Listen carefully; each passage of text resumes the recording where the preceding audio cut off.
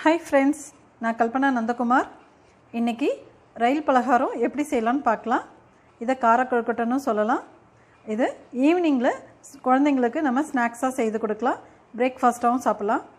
வாங்க எப்படி செய்யலாம்னு பார்க்கலாம். கார கொழுக்கட்டை செய்யிறதுக்கு நான் ஒரு 2 கப் அளவுக்கு இடியாப்ப மாவு எடுத்துர்க்கேன். நீங்க கடையில விக்கிற இடியாப்ப மாவு கூட நீங்க யூஸ் பண்ணிக்கலாம். இதுக்கு தேவையான அளவுக்கு நம்ம உப்பு சேர்த்துக்கலாம். நான் கொஞ்சமா உப்பு சேர்த்துக்கிறேன். கொஞ்சம் நெய் சேர்த்துக்கலாம் ஒரு ஸ்பூன் அளவுக்கு. இத சேர்த்துட்டு இத நல்லா mix பண்ணி விட்டுருங்க. இப்போ இதுல ஹாட் வாட்டர் கொஞ்சம் கொஞ்சமா சேர்த்து பிசைஞ்சிக்கலாம்.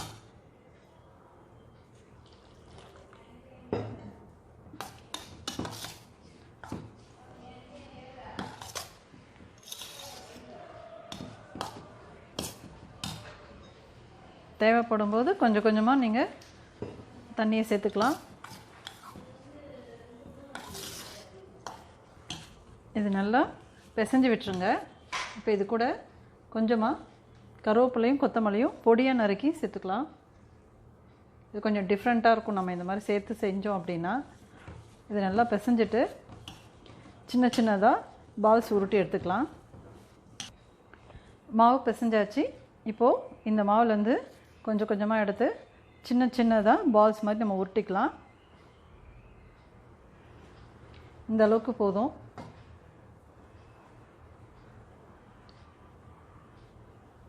இந்த மாதிரி எல்லா மாவையும் சின்ன சின்னதா பால்ஸ் மாதிரி உருட்டி எடுத்து வச்சுக்கலாம். பிசைஞ்சு வச்ச மாவு எல்லாத்தையும் நான் சின்ன சின்னதா பால்ஸ் மாதிரி செய்து வச்சாச்சு. இப்போ இதை நம்ம வேக வச்சு எடுத்துடலாம். ஸ்டவ்ல நான் இட்லி பாத்திரம் வச்சிருக்கேன். உள்ள தண்ணி கொதிச்சிடுச்சு. இப்போ எல்லா பால்ஸையும் நம்ம அது உள்ள வச்சிடலாம்.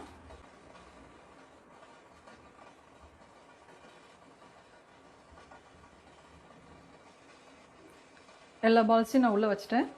இப்போ இது மூடி போட்டு மூடிடலாம். இது ஒரு 10 மினிட்ஸ் வேக வச்சா போதும். 10 மினிட்ஸ் ஆயிடுச்சு. வெந்துருச்சான்னு பார்க்கலாம். வெந்திருக்கு. இதை எடுத்து வச்சிடலாம். பேன்ல எண்ணெய் சூடா இருக்கு. ஒரு ஸ்பூன் கடுகு உளுத்தம்பருப்பு சேர்த்துக்கோங்க. அது கூட கொஞ்சமா பெருங்காயத்தூள் சேர்த்துக்கோங்க. ஒரு 2 ஸ்பூன் அளவுக்கு உளுத்தம்பருப்பு, முழு உளுத்தம்பருப்பு அதையும் கொஞ்சம் சேர்த்துக்கோங்க. இது கொஞ்சம் சேர்த்தோம் அப்படின்னா ரொம்ப நல்லா இருக்கும். மொறு மொறுன்னு இருக்கும் சாப்பிட்றதுக்கு. ஒரு பச்சை மிளகாவை உடைச்சி சேர்த்துக்கோங்க. பூண்டு 1/2 ஸ்பூன் துருவினது, இஞ்சி 1/2 ஸ்பூன் அதுவும் துருவினது. அதையும் நல்லா சேர்த்து மிக்ஸ் பண்ணிடுங்க. வெங்காயம் பொடியாக கட் பண்ணி வச்சுருக்கேன். இது ஒரு வெங்காயம், அது இது கூட ஆட் பண்ணிக்கோங்க. கருவேப்பிலை கொஞ்சமாக அது கொஞ்சம் பிச்சு போட்டுக்கலாம்.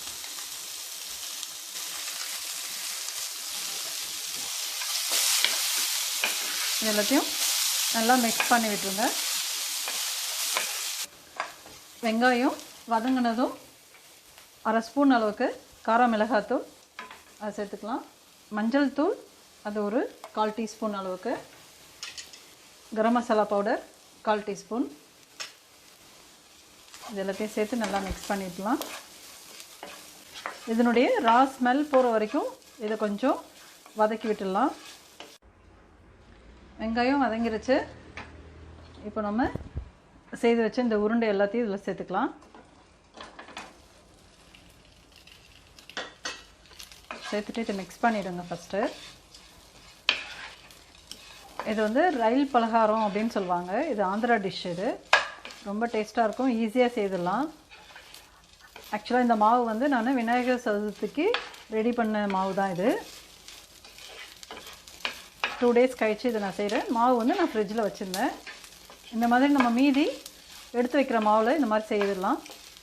ஈவினிங் ஸ்நாக்ஸாவோ இல்லை பிரேக்ஃபாஸ்ட்டாவோ கொடுக்கலாம் நம்ம. இது நல்லா மிக்ஸ் பண்ணிடுங்க. இதில் கேரட்லாம் கூட நீங்கள் துருவி போடணுன்னா போடலாம். நான் கேரட் போடல. அதே மாதிரி உளுத்தம்பருப்பு சேர்த்துருக்கிற மாதிரி கடலைப்பருப்பு கூட இதில் சேர்க்கலாம். தேங்காய் துருவன தேங்காய் இது. இது ஒரு 4 ஸ்பூன் அளவுக்கு இது சேர்த்துக்கிறேன் நான். இதையும் சேர்த்து மிக்ஸ் பண்ணிடலாம்.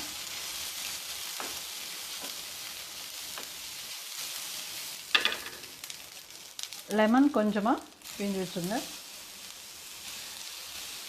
லெமன் சேர்க்கும்போது கொஞ்சம் டேஸ்ட்டாக இருக்கும்.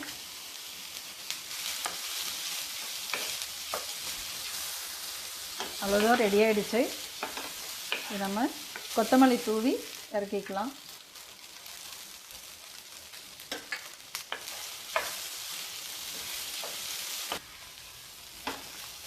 சூப்பராக ரெடி ஆகிடுச்சு. ரயில் பலகாரம் இல்லைன்னா காரக்கொழுக்கட்டை, நம்ம பேர் வைக்கிறது தான் இதில். நீங்களும் வீட்டில் செய்துட்டு எனக்கு கமெண்ட் பண்ணுங்கள். உங்களுக்கு இந்த வீடியோ பிடிச்சிருந்தது அப்படின்னா லைக் பண்ணி உங்கள் ஃப்ரெண்ட்ஸ் எல்லாருக்கும் ஷேர் பண்ணுங்கள். ஃபஸ்ட் டைம் பார்க்குறவங்க சப்ஸ்கிரைப் பண்ணுங்கள். தேங்க்யூ.